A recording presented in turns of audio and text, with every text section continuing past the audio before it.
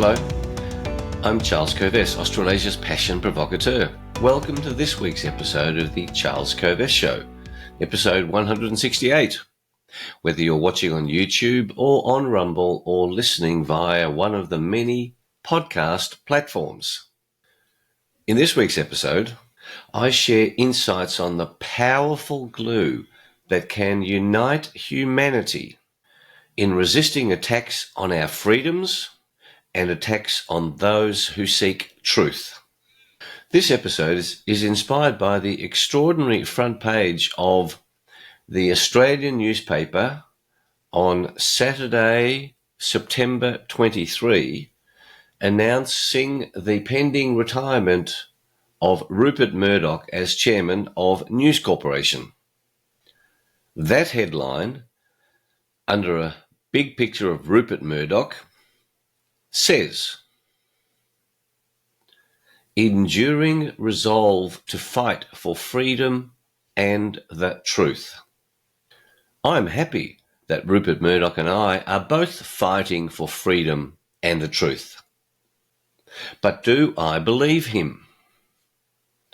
There are many individual groups all around the world fighting for freedom and fighting for truth against elites who have agendas that I say are deeply dangerous.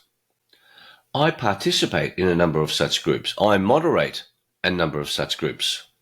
In this episode, I explore the powerful glue that will drive collaboration of these groups in ways that unite men and women in non-compliance with dangerous agendas. The answer is to just say no. Do not comply. The powerful glue is forgiveness. Are we able to forgive? I share some key strategies to help us use this powerful glue. Our format for the show is that I explore today's big idea. I share 6 resources to help you implement today's big idea. I have a quick review of key happenings during the week. And the last part of the show contains the foundational principles for this show and more details about my background for newer viewers and listeners. So let's get with today's big idea. It's inspired by the front page of the Australian newspaper on 23rd September 2023. How ironic, hey? 230923, or in American terms, 092323. Here's the picture of Rupert Murdoch announcing his stepping down as chairman of News Corporation and Fox Corporation, or Fox News, in November. And the headline is, "Enduring resolve to fight for freedom and the truth." That was a big surprise to me, because I'm fighting for freedom and truth. The first paragraph, let me read. In fact, I'm going to read 4 paragraphs to you from this article, crucially important. Rupert Murdoch, this is the first paragraph, Rupert Murdoch says the fight for freedom of speech has intensified, accusing, quote, self-serving bureaucracies, end quote, of trying to silence criticism while warning that too much of the media is peddling political narratives to aid, quote, elites, end quote, instead of pursuing the truth. Goes on with another paragraph. The battle for the freedom of speech and ultimately the freedom of thought has never been more intense, said Murdoch. Self-serving bureaucracies are seeking to silence those who would question their provenance and purpose. And the last paragraph I'm going to read to you. Elites have open contempt for those who are not members of their rarefied class. Most of the media is in cahoots with those elites, peddling political narratives rather than pursuing the truth. They are magnificent quotes. I was excited to read those quotes. Do I believe Rupert? There are many people who criticise Rupert. He's been an extraordinary businessman. I would love to believe that that's what Rupert actually believes. I say that one of the reasons why the attacks on human freedoms and truth have been so successful over the last 3.5 years is because of mainstream media. And clearly, the Australian newspaper and News Corporation is mainstream media. So here's Rupert attacking the elites. So Rupert clearly doesn't consider himself part of those elites. Is Rupert flying a false flag? I hope not. He certainly, he says he wasn't part of the establishment, but when you look at his dad, Keith Murdoch, and the influence that he had in World War I, it's an interesting question whether he was or was not. I've always thought him part of the elite. He was certainly courageous, certainly an excellent businessman with extraordinary global success. I hope he really is interested in freedom and truth. And the question is, has he shifted his position? There's no doubt that the Australian newspaper has published significantly various authors, various opinion pieces questioning government narrative. On the other hand, it also has refused to publish much important information against the narrative. The narrative that is attacking freedom and truth. The narrative that is supporting bureaucrats and technocrats. There are many groups around the world fighting for freedom and truth. I moderate a number of such groups. I'm a member. I participate in a number of such groups. We are facing serious threats to our human freedoms, to our inalienable rights, and those threats are exacerbated by the failure to have the ability to speak the truth, including on some of the platforms on which this show is published. It is dangerous to speak the truth. So I say the solution to the situation in which humanity finds itself is collaborative non-compliance. Just say no. And all of these groups around the world, I say, need to collaborate. They don't need to become one group. I'm opposed to that. I don't want to go that big. All of these groups can successfully collaborate in driving the message of non-compliance. We say no and we keep saying no. I'll give you 7 specific examples of what we say no to. And each one of us that says no, that does not comply, is a crucial element in pushing back against the dangerous agendas of the elites. And I know who those elites are. So here's what you say no to. Number 1, you say no to fear pornography, to fear porn that is peddled by government, that is peddled by bureaucracies. Do not pay attention to the fear porn. Say no. Number 2, say no to any more jabs. Just say no. They are deadly. Number 3, just say no to anything published by big pharmaceutical companies. They are not your friend. Number 4, say no to central bank digital currency and digital currencies generally. Say no. We need to use cash. Cash guarantees your freedom. Digital currencies enslave you to the system set up by the elites. You will have no freedom if all currency is digitized. Number 5, say no to the voice. The voice is intended to divide us. It will divide us. There's nothing unifying about the voice. And the strategy of the elites is indeed to divide us. I'm saying unite in collaborative non-compliance. We need to understand the divisional strategies of the elites. Have us arguing amongst each other rather than uniting against them. And in my estimation, the elites number less than 1 million around the world. There are 8,000 million of us that Rupert Murdoch talks about in his quote. He says,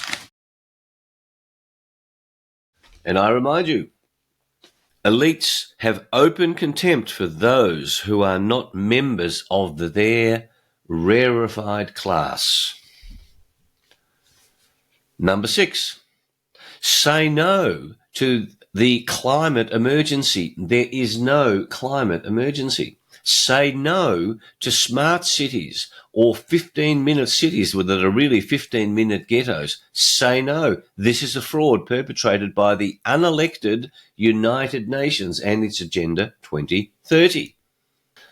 So the question is, how do we unite these groups that fight for freedom and truth to be collaborative? How do we unite them in a collaboration, in an effective collaboration against the elites?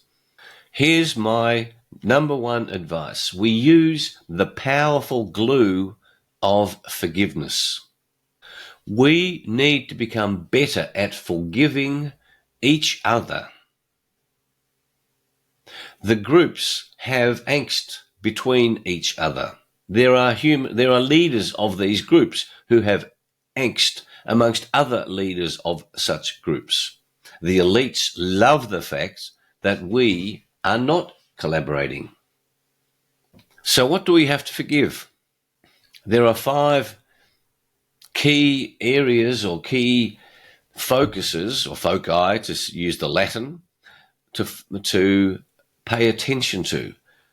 Number 1, we forgive the times that we have been hurt personally, the hurts and the upsets. Number 2, we forgive people who disagree with us. All of us have opinions. You know, opinions are like our private parts. We've all got them.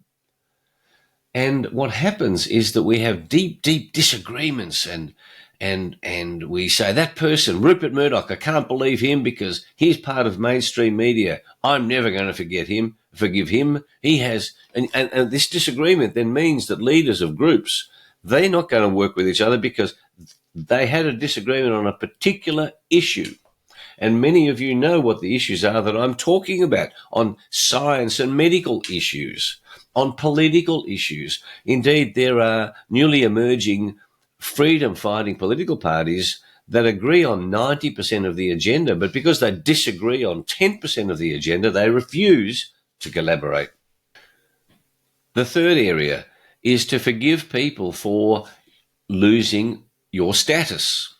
Other people might advance to leadership ahead of you. You think you're a better leader. You've lost your status and you are upset with the person. It's another form of upset, but you feel ripped off that you lost your status through this collaboration. You're more interested in your status than in the fight for freedom and truth, the effective fight for freedom and truth.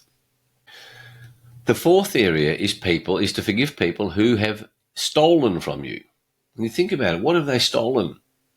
Many elements. I don't want to go through what they can all be, but they stole status, they stole money, they stole your customers, they stole your members, and you are very aggrieved. You have to forgive. We have to forgive those who have stolen from us, whatever they've stolen. Maybe they stole your spouse, and maybe that's the best thing that ever happened to you. That was a joke, don't worry. Certainly wouldn't apply to if someone tried to steal my darling Julie. And the fifth area is to forgive past lies. And the question is whether Rupert Murdoch is telling the truth, or has he lied in the past and is now telling the truth? It is very difficult, and I've moderated team meetings, team building exercises for over 30 years. I've led many, many groups. How do you know whether someone's telling you a lie? It's enormously difficult. Are you speaking the truth? Honesty, to say, well, what do you honestly think about this? Why are you honestly doing that? We are very complicated. You've heard me say many times, each one of us is a weirdo. Not one of us is absolutely speaking the truth all of the time. We must forgive past lies. Now, I'm not heading down the track of, do you trust people? Absolutely.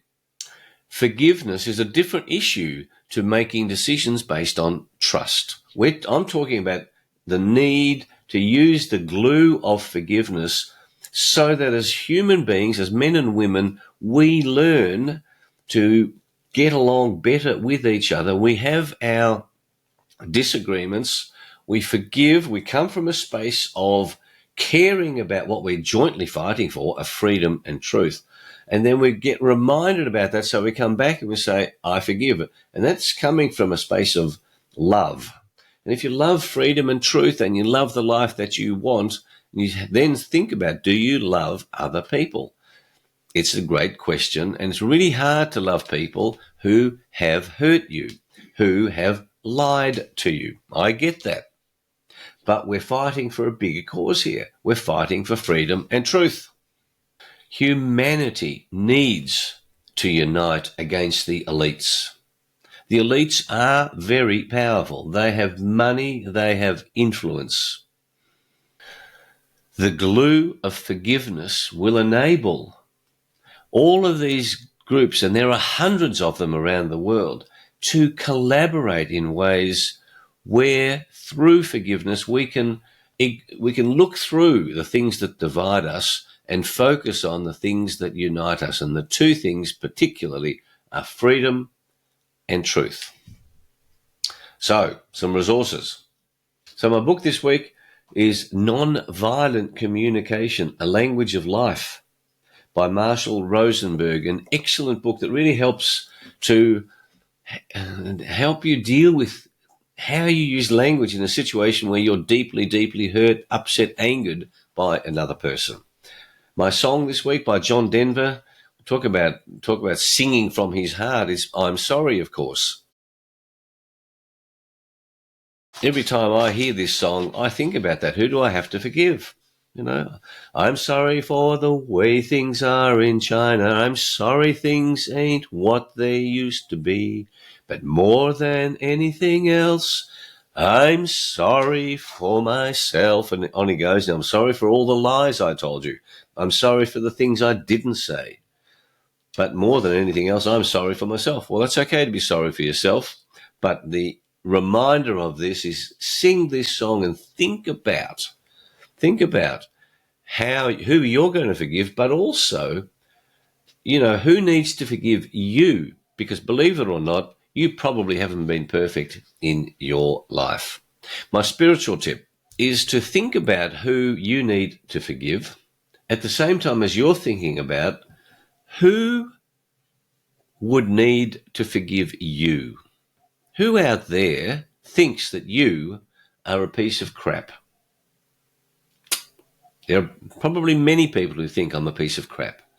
So it becomes very humbling to understand that there are people who are very angry with me. And then that increases my ability to be forgiving, because I need to be forgiven by others.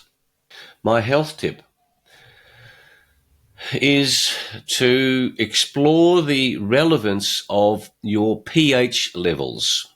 Are they acidic or alkaline in your body? And a wonderful health professional, Robert O. Young, look him up. I can send you details by email. Robert O. Young says that the perfect pH for human bodies is 7.35. Please have a look at that issue, because 7 is neutral, under 7 is acidic, over 7 is alkaline. Robert Young says your pH level for optimum health should be 7.35. My quote this week, I've got two quotes. I couldn't decide which one was better, so I'm giving you both. First by Martin Luther King, and the second by Gandhi, although I should really go Gandhi first. And let's go Gandhi in chronological order. Gandhi said, the weak can never forgive. Forgiveness is the attribute of the strong. And Martin Luther King said, he who is devoid of the power to forgive is devoid of the power of love. Powerful ideas. And now, of course, for a spot of humour, about forgiveness. A nun gave little Mary a long talk on sin, prayer and forgiveness. And when she finished the lesson, the nun asked little Mary, what do we have to do before we ask the Lord for forgiveness? And little Mary confidently said, sin. I love it. And then here's the next one. I asked God for a bike, but I knew God doesn't work that way. So I stole a bike and asked for forgiveness. And then the third one, 3 jokes today. An Alabama pastor in the south of the US, of course, said to his congregation, someone in this congregation spread a rumor that I belong to the Ku Klux Klan. This is a horrible lie. I'm embarrassed and do not intend to accept this. I want the party who said this to stand and ask forgiveness from God while I have a cup of coffee. No one moved. The preacher continued, do you have the nerve to face me and admit this is a falsehood? Remember, you will be forgiven, and in your heart you will feel glory. Now, stand and confess your transgression. All were quiet. Then, slowly, a gorgeous blonde stood up with her head bowed, and her voice quivered as she spoke. Reverend, there's been a terrible misunderstanding. I never said you were a member of the Ku Klux Klan. I simply told a couple of my friends that you were a wizard under the sheets. Oh, golly gosh. So, take these resources to think about today's big idea to help you on your journey of improving your relationships with other human beings and the power of forgiveness on your journey to self-awareness. I invite you to subscribe to this show on YouTube, on Rumble, and a podcast. And if you enjoy it, please share it with your family, your friends, and your work colleagues. Please visit our websites, covest.com, charlescovest.com, where you can also find my books, Passionate People Produce and Passionate Performance. Now, let's review some key happenings quickly that happened during the week that are worthy of mention. The first is that my guest on TNT Radio, the Mind Medicine program on 23rd of September, was Robert J. Burrows, PhD, who is a peace activist. He's fighting for freedom and truth like I am, and he's dedicated his life to exploring why do human beings want to be violent and kill each other. And please listen to that episode. It's an important lesson in this whole issue of human relations. In Australia, the Australian Football League had its preliminary finals, as did the National Rugby League. I love football in uniting people from all areas of life together in one thing, the support of a football team. The games have been magnificent. And just remember just what it feels like to be united with other human beings in a fight for a particular cause. In our cause, it's freedom and truth, but for football, it's a powerful idea. It's a powerful metaphor. Qantas continues to be facing up to its outrageously bad behaviour. The new CEO, who's I think a puppet of Alan Joyce. We shall see whether that is true or not. The apologies are coming thick and fast. I'm pleased to see the apologies, and it is disgraceful what's happened to Qantas staff over the years, and particularly those who refused to give away their freedoms over the last 3.5 years by taking medical procedures they did not want to take. And in relation to those medical procedures that you know what I'm talking about, the Australian government has announced literally what is a BS inquiry. A BS inquiry into what's happened over the last 3.5 years. And let me again quote from the Weekend Australian of the 23rd of September. Page 4, about the announcement of this inquiry. I'm going to read these quotes because I want you to understand what a BS inquiry this is. The Albanese government has established an inquiry into Australia's response to the you-know-what, but exempted from accountability the political leaders who took most of the decisions. That's the state leaders. This is inadequate and bizarre, says Paul Kelly, the editor-at-large in The Australian. This is inadequate and bizarre, but it's something far more. It's an insult to the Australian public.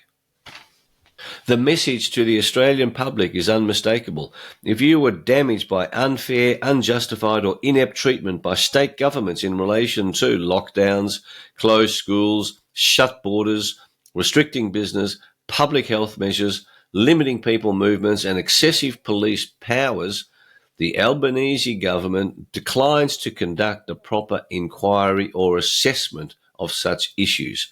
The design of this inquiry lacks integrity and workability. It lacks integrity because it refuses to treat seriously the pain and afflictions experienced by people by acknowledging their sacrifices warrant a full assessment of what was justified and what was unjustified. And the last part I'm going to read to you. The extraordinary aspect of this inquiry is that virtually everyone sees through it. The political motive is embarrassing in its transparency. So there you are. There's a big relevant issue. It is literally BS. It is fraudulent. Again, it's what governments do. So as you've heard in previous shows, it reminds you of one of the three big lies. I'm from the government. I'm here to help you. No, the government is about the elites. The government is about bureaucracies and technocracies and treating humanity simply as pawns in their game. Do not comply with that game. So, if you're new to the show, stick around for the last part where I cover the foundational principles of the show and some background about me. Thanks for being with us. I wish you a great week. I wish you a week of passion, of increasing self-awareness, of willingly embracing your challenges, and of becoming ever better, as I need to do, of forgiving those who have hurt you, and you understanding that you and I need to be forgiven for the transgressions that we may have committed. Have a great week. See you next week. Bye.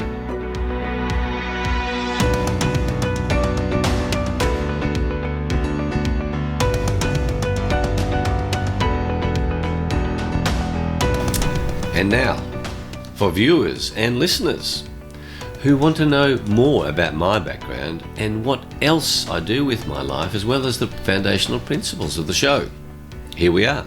Since 1993, when I left my legal career, a career that I love, to become Australasia's passion provocateur, I have inspired and provoked and educated and motivated people all over the world to discover and pursue their passion.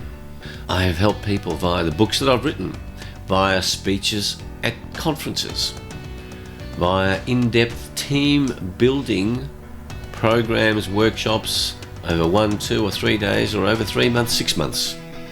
And I've coached people of all ages, one-on-one, from small, medium and large enterprises, government enterprises, helping them to identify the often tiny changes that can make a massive difference. One of my core principles is that freedom is what makes us truly human. That's why one of the greatest threats that government imposes on you to force you to observe its laws is the threat of imprisonment, the loss of your freedom. Just think about that. Government says if you don't behave yourself, we're going to put you in jail. No, I don't want to go to jail. I don't want to lose my freedom. That's a reminder to you of why freedom is so important. Without freedom, you and I are not much different to animals. If you were locked up in a cage for the rest of your life, how different would you be to an animal? This commitment to fighting for freedoms for all people is carried out by me primarily through 5 channels. Number 1, preserving the freedom to pursue your passion.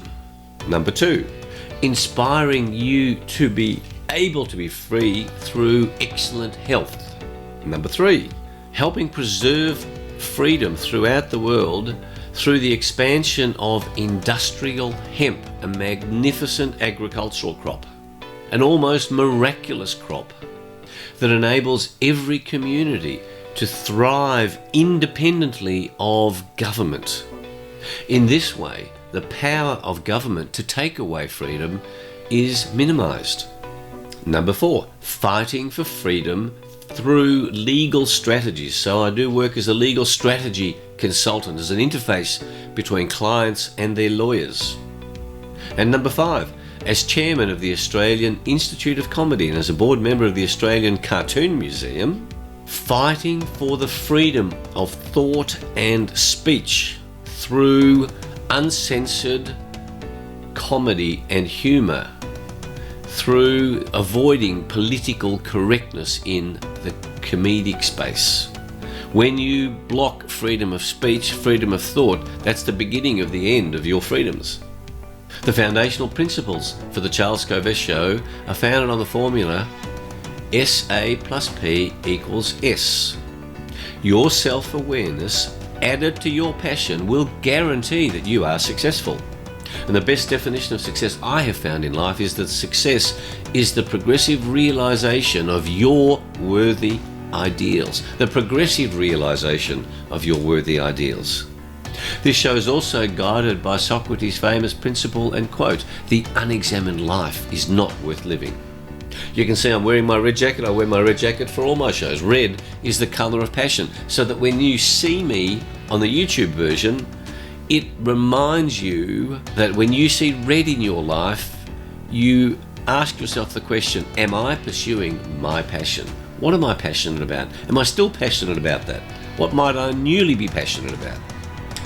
Each week I explore one big idea that can change your life. And it's just one big idea because there's a chance you will remember it. If I give you too many ideas, then we get confused and we don't do anything. Clarity leads to power. Confusion kills passion. Each week I share simple and practical resources that you've heard me describe in the earlier part of the show. A spiritual tip, a health tip, lyrics of a song, a book, a quote, and of course humour. This show is not politically correct. I have no intention of being politically correct. And I love certain addictions, including my addiction to great coffee, my addiction to exercise, my addiction to reading, and my addiction to certain other unmentionable in public type behaviours. Who would know what they are? This show definitely subscribes to the view that we have a spiritual life. So if you don't like discussion of spirituality, this show is not for you. I promise you that I don't include anything in this show that I don't consider to be true and that I have not found to be useful in the work that I've done over the past 28 years, but also over the past 50 years in business, as a lawyer, as a consultant advisor. I only want to share stuff with you that is of value to you. Finally, if you have any questions or suggestions, please feel free to contact me at charles@kovess.com. Again, thanks for watching and listening to my show. Bye.